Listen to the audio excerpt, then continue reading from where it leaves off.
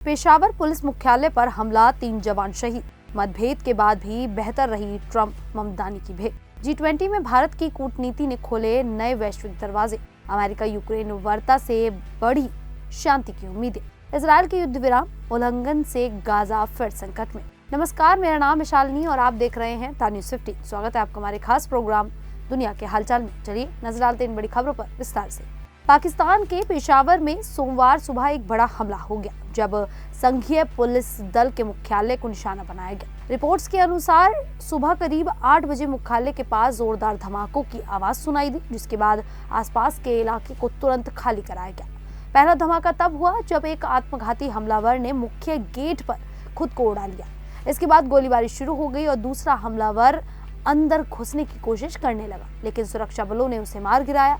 हमले में 3 पुलिसकर्मियों की मौत हो गई, जबकि 2 जवान घायल हुए। घटना के तुरंत बाद पेशावर के सबसे बड़े सरकारी हॉस्पिटल लेडी रीडिंग हॉस्पिटल में आपातकाल घोषित कर दिया गया। हॉस्पिटल प्रशासन के अनुसार कुल 6 घायलों की भर्ती कराई गई और उनकी हालत स्थिर बताई जा रही है। जिस जगह हमला हुआ वो एक व्यस्त इलाका है और सैन्य छावनी भी पास ही स्थित है, जिससे सुरक्षा चिंता और बढ़ गई है। पाकिस्तान में पिछले कुछ वर्षों से आतंकी हमलों में तेज बढ़ोतरी देखी जा रही है, खासकर खैबर पख्तूनख्वा और बलूचिस्तान में। विशेषज्ञों का मानना है कि इस बढ़ते आतंक का मुख्य कारण TTP यानी कि तहरीक-ए-तालिबान पाकिस्तान और पाक सरकार के बीच हुआ शांति समझौता टूटना है, जिसके बाद हमलों में लगातार इजाफा हो रहा है। तो वहीं अमेरिका में न्यूयॉर्क सिटी के नवनिर्वाचित मेयर जोहरान ममदानी और राष्ट्रपति डोनाल्ड ट्रंप की व्हाइट हाउस में पहली मुलाकात तो औपचारिक और सौहार्दपूर्ण रही, लेकिन ममदानी अपने पुराने बयानों पर आज भी कायम है। उन्होंने एक इंटरव्यू में साफ कहा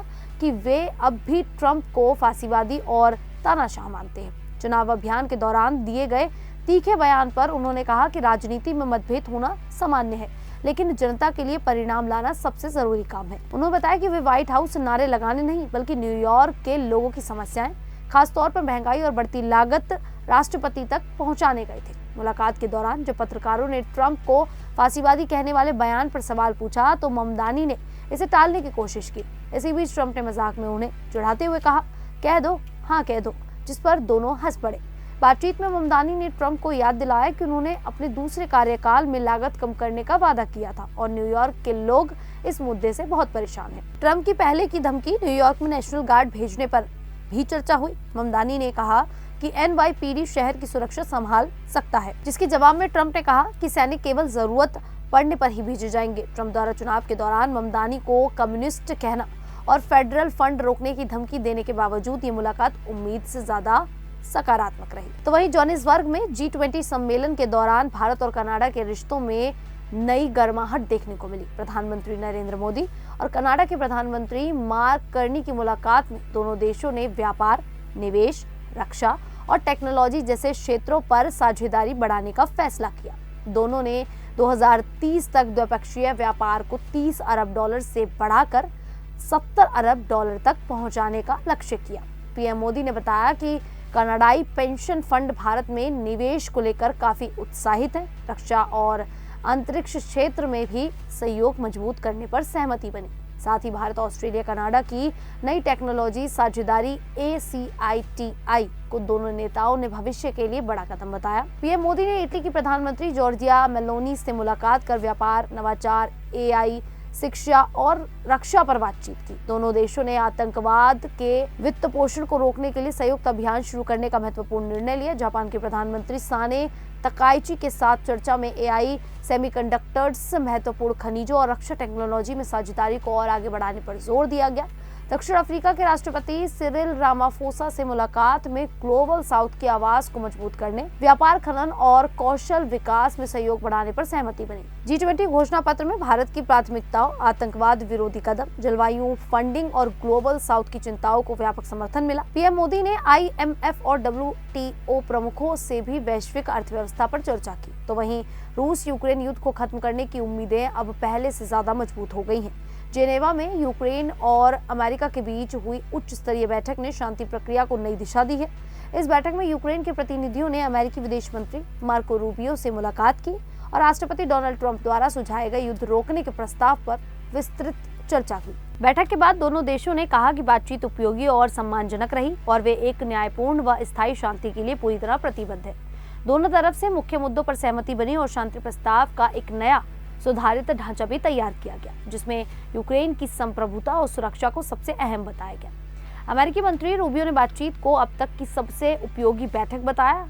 उन्होंने कहा कि जल्द ही एक और बैठक होगी। यूक्रेन की ओर से भी सकारात्मक प्रतिक्रिया आई और उन्होंने अमेरिका और राष्ट्रपति डोनाल्ड ट्रंप के समर्थन के लिए धन्यवाद दिया। यूक्रेन ने कहा कि उनका लक्ष्य युद्ध और लगातार हो रहे नुकसान को रोकना है। हालांकि ट्रंप के प्रस्ताव की आलोचना भी हो रही है, क्योंकि इसमें रूस की कुछ मांगों को मानने की बात कही गई है, जैसे कुछ इलाके छोड़ना, सेना सीमित करना और नाटो में शामिल न होना। फिर भी दोनों देश इस बात पर सहमत दिखे कि शांति तभी टिकाऊ होगी जब यूक्रेन की सुरक्षा और स्थिरता सुनिश्चित होगी। तो वहीं अमेरिका की मध्यस्थता से लागू किया गया गाजा युद्ध विराम का इजराइल ने बार बार उल्लंघन किया है। गाजा सरकार के मीडिया ऑफिस की रिपोर्ट्स, जिसे अल जजीरा ने प्रकाशित किया, उसके अनुसार इजराइल ने पिछले 44 दिनों में करीब 500 बार युद्ध विराम तोड़ा है।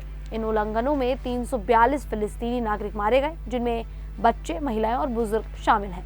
सिर्फ शनिवार को ही 27 उल्लंघन हुए, जिनमें 24 लोगों की मौत और 87 से ज्यादा लोग घायल हुए। गाजा मीडिया ऑफिस ने इसे अंतर्राष्ट्रीय कानून और युद्ध विराम समझौते का खुला उल्लंघन बताया और कहा कि इजराइल मौजूदा मानवीय और सुरक्षा संकट के लिए पूरी तरह जिम्मेदार है।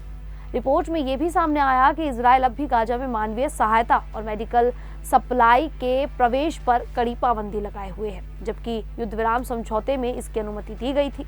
शनिवार को इजराइल ने गाजा के कई हिस्सों में हवाई हमले किए, जिसमें 24 फिलिस्तीनी मारे गए, जिनमें कई बच्चे भी थे। इजराइल का दावा है कि यह हमला उस समय हुआ जब एक हमास लड़ाके ने येलो लाइन के भीतर इजरायली सैनिकों पर हमला किया था। इजराइल ने जवाबी कार्रवाई में 5 वरिष्ठ हमास लड़ाकों को मार गिराने का दावा किया। वहीं हमास ने इन आरोपों को खारिज करते हुए सबूत मांगे हैं और कहा है कि अमेरिका और अन्य मध्यस्थों को इजराइल पर दबाव डालना चाहिए ताकि वे युद्ध विराम का पालन करें। स्थानीय प्रशासन का कहना है कि उत्तरी गाजा में कई परिवार फंसे हुए हैं, क्योंकि इजरायली सेना समझौते के खिलाफ अपनी मौजूदगी बढ़ा रही है। खैर, इस पूरे मुद्दे को लेकर आप लोगों की क्या राय है, आप हमें कमेंट करके जरूर बताइएगा। अभी के लिए इतना ही, फिर हाजिर होंगे ऐसी ही देश और दुनिया से जुड़ी बड़ी खबरों के साथ। तब तक के लिए देखते रहिए द न्यूज़ 15।